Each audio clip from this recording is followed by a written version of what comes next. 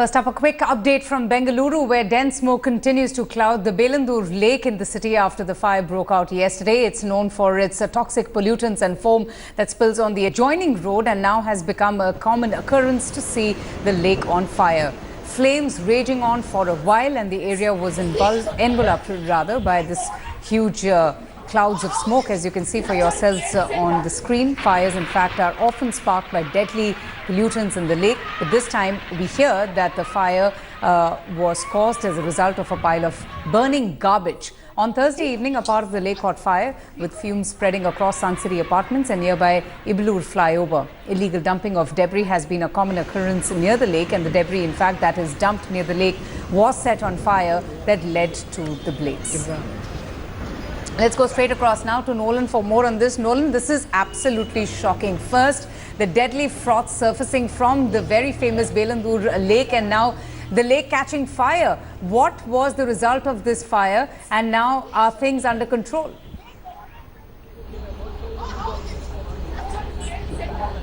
Let's put it this way, this is actually known as the Garden City. It had so many lakes, it was so beautiful, but what really happened ever since the IT boom took place in the city, politicians and builders started encroaching upon these lakes, so much so that we have just a few.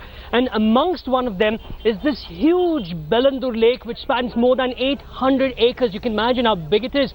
But out of that, what remains is just weeds everywhere, encroached areas, and on those areas, that is what is happening. So just a little bit of water that's present right in the center.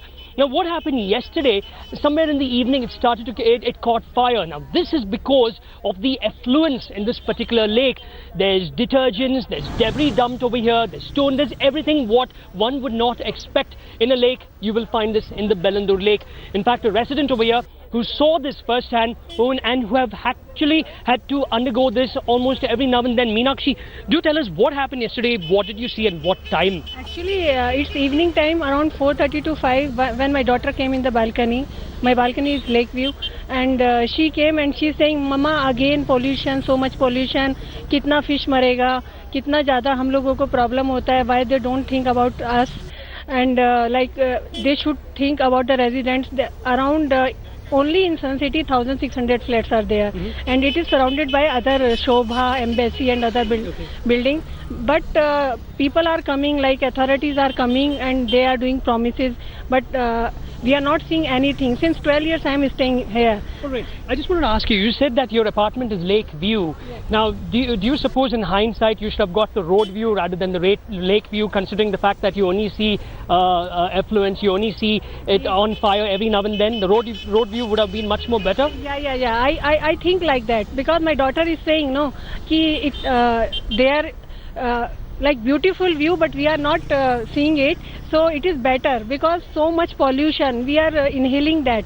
It is harmful for us, and she's always feeling pity for birds, because so many birds migrate here, and for fishes. All right. Yeah. So this is what it is over here. It's supposed to be a beautiful lake, but over the past, say, a decade, the builders, the politicians, the corrupt ones have actually spoiled it. So what's really happening over here is that there are a lot of upstream small industries who dump all their waste. No, but what happened about that massive anti-encroachment drive, that demolition drive that was, taking part on such a war footing? That seems to have resulted in nothing.